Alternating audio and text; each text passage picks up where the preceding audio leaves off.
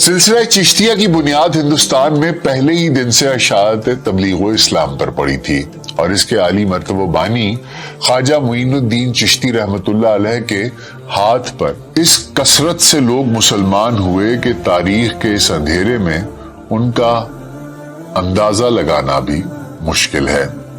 سرزمین ہند پر اللہ تعالیٰ نے جن اولیاء کرام کو پیدا فرمایا ان میں سے ایک سلسلہ چشتیہ کے عظیم پیشوا اور مشہور ولی اللہ حضرت سیدنا خواجہ نظام الدین اولیاء رحمت اللہ علیہ بھی ایک ہیں۔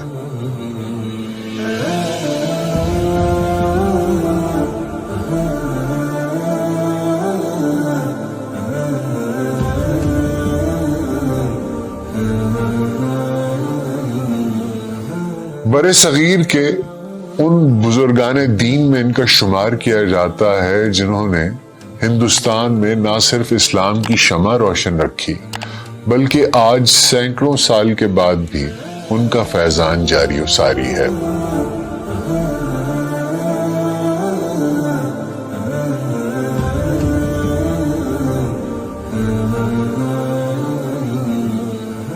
آپ کی ولادت 27 صفر المظفر 634 ہجری بدھ کے روز یو پی ہند کے شہر بدایون میں ہوئی۔ والد حضرت سید احمد رحمت اللہ تعالی ایک ولی اللہ تھے اور والدہ بی بی زلیخا رحمت اللہ تعالی علیہ بھی اللہ کی ولیہ تھیں۔ آپ رحمت اللہ تعالی علیہ کا نام محمد اور القابات شیخ المشائخ، سلطان المشائخ، نظام الدین اور محبوب الہی ہیں۔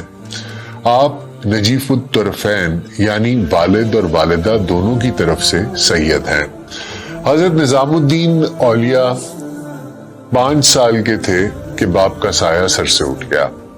والدہ ماجدہ جو اپنے وقت کی ایک صالحہ اور باخدا خاتون تھیں، اس در یتیم کی پرورش کی اور دینی اخلاقی تربیت کا مردانہ ہمت، پدرانہ شفقت کے ساتھ اہتمام کیا۔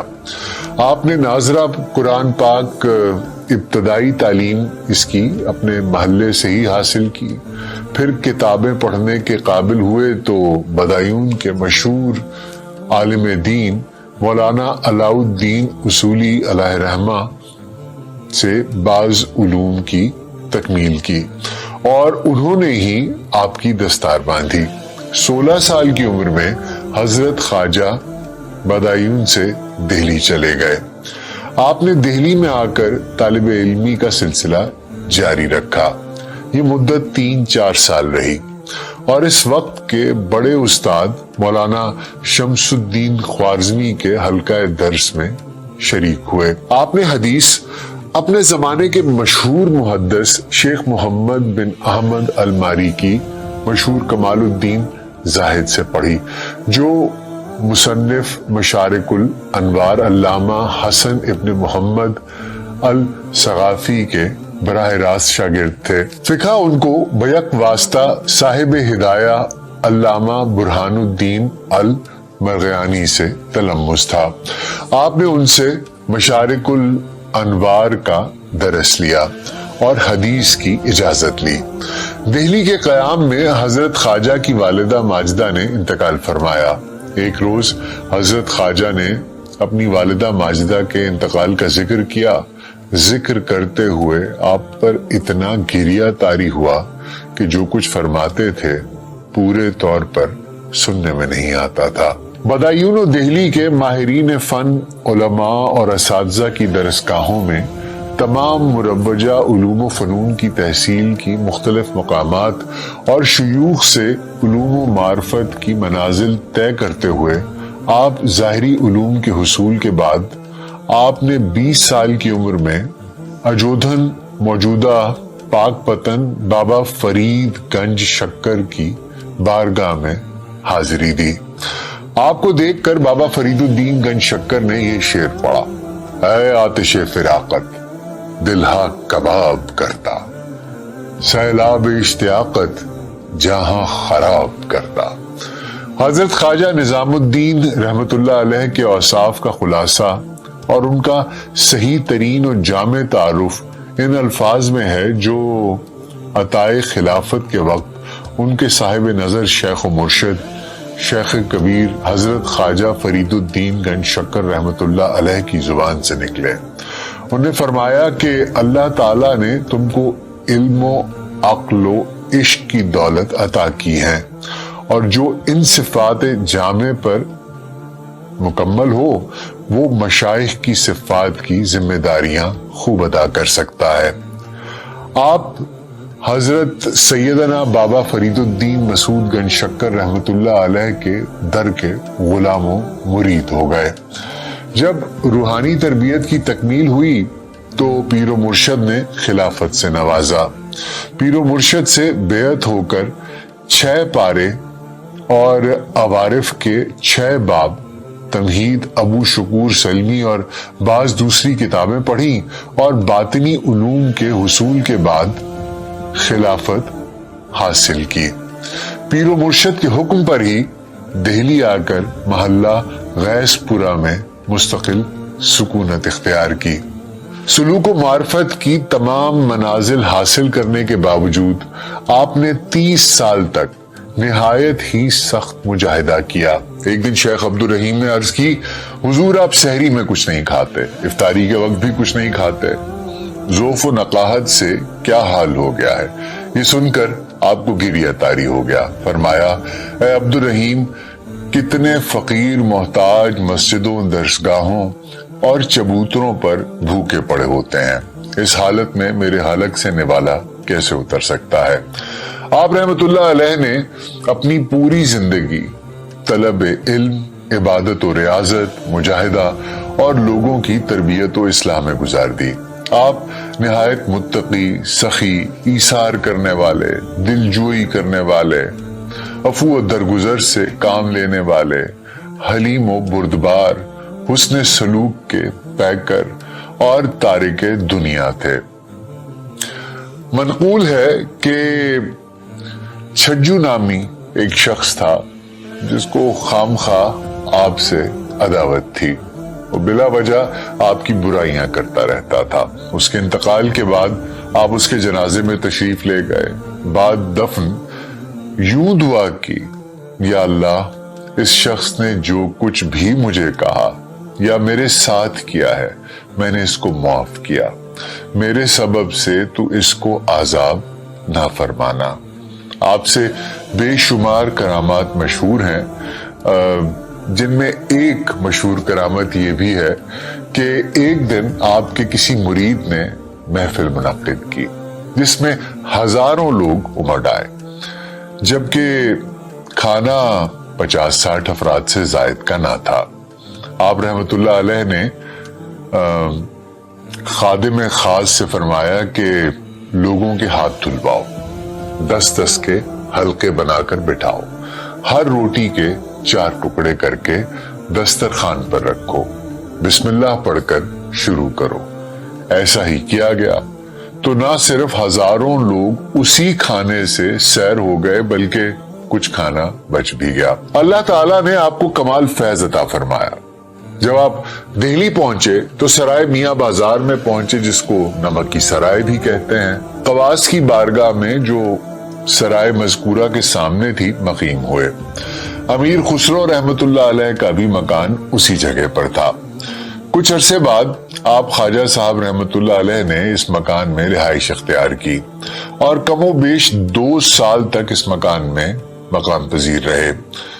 جب آپ نے یہ مکان خالی کیا تو آپ کا سامان آپ کی کتابوں کے سوا کچھ نہ تھا، جسے سر پر رکھ کر چھپر والی مسجد میں لے گئے۔ اگلے روز کاغذی نے، جو شیخ صدر الدین کے مرید تھے، نے آپ کی ملاقات کا شرف حاصل کیا اور آپ نے خواجہ صاحب رحمت اللہ علیہ کا سارا حال جانا تو سلطان المشائخ کے پاس آ کر آپ کو بڑی عزت دی۔ اہل دہلی کو آپ کی زندگی کا علم ہوا تو آپ کی زیارت اور فیض و برکت کے حصول کی خاطر گروہ در گروہ آنے لگے اور ان کی تعداد میں روز افزوں اضافہ ہونے لگا۔ وقت کے بادشاہ اور امراء بھی آپ سے عقیدت کا اظہار کرتے، لیکن آپ ان کی طرف التفات نہ فرماتے۔ سلطان غیاث الدین بلبن کے پوتے معز الدین کیقباد کو آپ سے اس قدر گہرا تعلق تھا کہ اس نے آپ کی خانقاہ کے قریب موضع کھیلوکری میں اپنا قصر تعمیر کروایا اور وہیں سکونت اختیار کی۔ خواجہ نظام الدین بھی اپنی خانقاہ سے سلطان کی نو تعمیر جامع مسجد میں نماز جمعہ پڑھتے، لیکن آپ سلطان سے ملاقات کے لیے کبھی نہ گئے۔ آپ کے لنگر خانے میں ہزاروں من کھانا پکتا اور ہزاروں کی تعداد میں فقراء اور مساکین اس خانقاہ سے کھانا کھاتے۔ وصال سے قبل آپ علیل ہوئے تو آپ نے وصیت کی کہ گھر اور خانقاہ کے اندر جس قدر اثاثہ ہے سارے کا سارا مساکین اور غرباء میں تقسیم کر دیا جائے۔ آپ کے حکم پر خواجہ محمد اقبال دروغہ لنگر نے 1000 من غلہ بانٹ دیا اور ایک دانہ بھی نہ چھوڑا۔ ایک دن آپ نے محفل میں فرمایا کہ جتنا غم و اندوہ مجھے ہے اتنا اس دنیا میں اور کسی کو نہ ہوگا، کیونکہ اتنے لوگ آتے ہیں اور صبح سے شام تک اپنے دکھ درد سناتے ہیں، وہ سب میرے دل میں بیٹھ جاتے ہیں۔ پھر فرمایا عجب دل ہوگا وہ جو اپنے مسلمان بھائی کا دکھ سنے اور اس پر اثر نہ ہو۔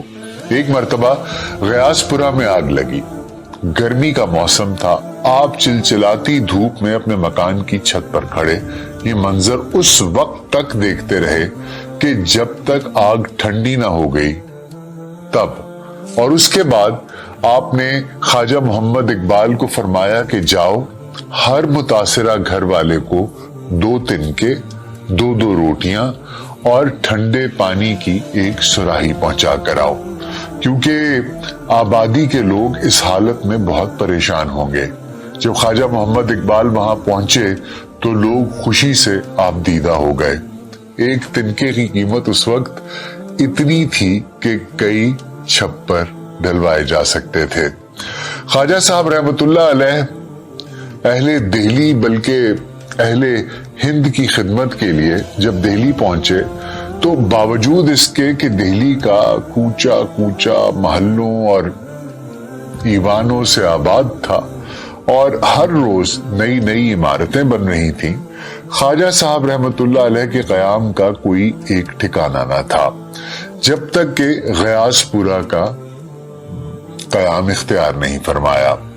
آپ نے اتنی قیام گاہیں اختیار کی اور اتنے مقامات تبدیل کیے کہ معلوم ہوتا ہے کہ شہر میں اس فقیر کے لیے اپنا درویشانہ سامان رکھنے اور اپنے بوریے کو بچھانے کے لیے کوئی ایک جگہ بھی نہیں تھی۔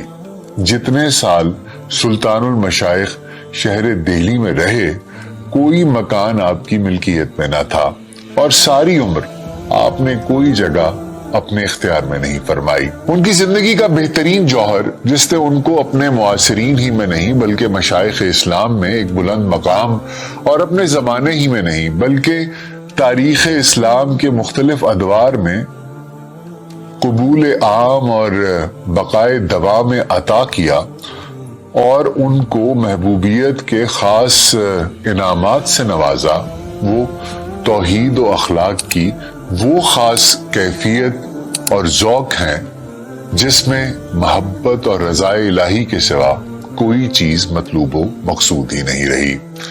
محبت و یقین کی شعلے نے ہر طرح کے خس و خاشاک کو جلا کر رکھ دیا۔ جب دنیا کی حب اور چاہ اور اسی طرح کی تمام محبتوں اور طلبوں کا استحصال کلی ہو چکا تھا، خواجہ صاحب کی ساری زندگی دل سوختگی اور خود باختگی کا نمونہ ہے۔ اور اسی چیز نے ان کی صحبت میں کیمیا اور اکسیر کی خاصیت پیدا کر دی تھی۔ ذوف و پیری اور شدید مجاہدات کے باوجود جماعت سے نماز پڑھنے کا بے انتہا اہتمام تھا۔ عمر شریف 80 سال سے متجاوز ہوگی جب بھی 5 وقت کی نماز جماعت سے پڑھنے کے لیے بالا خانے سے جماعت خانے میں اتر کر آتے تھے اور ان درویشوں اور ساتھیوں کے ساتھ جو وہاں موجود ہوتے تھے جماعت کے ساتھ نماز ادا کرتے تھے۔ اس کبر سنی کے باوجود ہمیشہ روزہ رکھتے تھے، یعنی کبھی کبھاری ایسا ہوتا کہ آپ روزے سے نہ ہوتے۔ حضرت خواجہ نظام الدین رحمت اللہ علیہ خود بھی اتباع سنت کا اہتمام کرتے اور اپنے اصحاب و خدام کو بھی بڑی تاکید فرمایا کرتے تھے۔ سنت کے علاوہ تاکید تھی کہ مستجاب و آداب تک فوت نہ ہو۔ سیر الاولیاء میں آپ خواجہ صاحب رحمت اللہ علیہ کا ارشاد منقول ہے کہ رسول اللہ صلی اللہ علیہ وآلہ وسلم کی پیروی و اتباع پر مضبوطی سے ثابت قدمی رکھنی چاہیے اور کوئی مستجب و آداب بھی فوت نہ ہونے پائیں۔ سلسلہ چشتیہ کی بنیاد ہندوستان میں پہلے ہی دن سے اشاعت تبلیغ و اسلام پر پڑی تھی اور اس کے عالی مرتبہ بانی خواجہ معین الدین چشتی رحمت اللہ علیہ کے ہاتھ پر اس کثرت سے لوگ مسلمان ہوئے کہ تاریخ کے اس اندھیرے میں ان کا اندازہ لگانا بھی مشکل ہے۔ عام طور پر تسلیم کیا جاتا ہے کہ ہندوستان میں مسلمانوں کی تعداد کی یہ کثرت بہت کچھ حضرت خواجہ کی کوششوں اور روحانیت کی ہی مرہون منت ہے۔ ان میں ایک بڑی تعداد حضرت خواجہ کی روحانی قوت، اشراقی کمال اور عند اللہ مقبولیت کے واقعات سے مسلمان ہوئی۔ خواجہ صاحب کے اہل سلسلہ میں سے حضرت خواجہ فرید الدین گنج شکر رحمت اللہ علیہ کی کوششوں اور توجہات کو اشاعت اسلام کے سلسلے میں خاص اہمیت حاصل ہے۔ ہندوستان میں اشاعت اسلام کا سب سے بڑا ذریعہ صوفیاء اکرام اور فقیران اسلام ہیں اور ظاہر ہے کہ ان کے سلاسل تصوف میں سلسلہ چشتیہ اور اس کے مشائخ کو اولیت اور اہمیت حاصل ہے۔ حضرت نظام الدین اولیاء رحمت اللہ علیہ کی وفات سے 40 روز بیشتر استغراق و تحیر کی کیفیت پیدا ہو گئی۔ جمعہ کا دن تھا، شیخ المشائخ پر ایک کیفیت تھی، نور تجلی سے ان کا باطن منور ہو رہا تھا۔ نماز کی حالت میں بار بار سجدے فرماتے تھے۔ اسی حالت تحیر میں مکان میں تشریف لائے، گریہ میں ترقی ہو گئی۔ روزانہ کئی مرتبہ غبوبیت و استغراق ہو جاتا تھا، پھر توجہ ہو جاتی تھی۔ یہی فرماتے تھے کہ آج جمعے کا دن ہے، دوست کو دوست کا وعدہ یاد آ جاتا ہے اور وہ اس کیفیت میں غرق ہو جاتا ہے۔ اسی حالت میں دریافت فرماتے کہ نماز کا وقت ہو گیا ہے اور میں نماز پڑھ چکا ہوں۔ اگر جواب دیا جاتا کہ آپ نماز پڑھ چکے ہیں تو فرماتے کہ پھر پڑھ لیں۔ ہر نماز کو مقرر ادا کرتے۔ جتنے دن اس عالم میں رہے یہ 2 باتیں مقرر فرماتے رہے۔ وفات سے 40 روز پہلے غذا بالکل ترک کر دی تھی، کھانے کی خوشبو بھی گوارا نہ تھی۔ گریہ اتنی شدت سے طاری ہوا کہ ایک گھڑی بھی آنسو نہیں تھمتے تھے۔ سید حسین نے عرض کیا کہ کئی دن ہو گئے ہیں عام مخدوم نے کھانا بالکل ترک کر دیا ہے، اس کا کیا نتیجہ ہوگا؟ فرمایا، سید جو رسالت مآب صلی اللہ علیہ وآلہ وسلم کی ملاقات کا مشتاق ہو اس سے دنیا میں کھانا کیسے کھایا جائے گا؟ بالآخر 4 شنبہ کے دن آپ کی وفات ہوئی، تب تک یہی حال رہا۔ 18 ربیع الثانی 725 ہجری کو طلوع آفتاب کے بعد زہد و عبادت، حقیقت و معرفت اور ہدایت دار شاد کایا آفتاب غروب ہو گیا۔ نماز جنازہ شیخ الاسلام رکن الدین نبیرہ شیخ الاسلام بہاؤالدین ذکریہ ملتانی نے پڑھائی۔ آپ خواجہ صاحب کی منشا تھی کہ میں جنگل میں آسودہ خاک ہو جاؤں، چنانچہ ایسا ہی ہوا۔ آپ کو باہر میدان میں دفن کیا گیا۔ بعد میں سلطان محمد تغلق نے اس پر गुंबद तामीर करा दिया। अमीर खुसरो आपके मशहूर तरीन खलीफा हैं। हजरत नसीरुद्दीन चिराग देहलवी आपके खलीफा अकबर हैं। आपके मलफूजात में से चंद अर्ज कर रहा हूं। आप फरमाते थे कि कुछ मिले तो जमा ना करो, ना मिले तो फिक्र ना करो कि खुदा जरूर देगा। किसी की बुराई ना करो बिला जरूरत, कर्ज ना लो, जफा के बदले अता करो। ऐसा करोगे तो बादशाह तुम्हारे दर पर आएंगे। फिक्र फाका रहमत इलाही है। जिस शब फकीर भूखा सोया वो शब उसकी शबे महराज है। बिला जरूरत माल जमा नहीं करना चाहिए। राह खुदा में जितना भी खर्च करो असराफ नहीं, और जो खुदा के लिए खर्च ना किया जाए वो इसराफ है, खा उससे कुछ भी कर लो।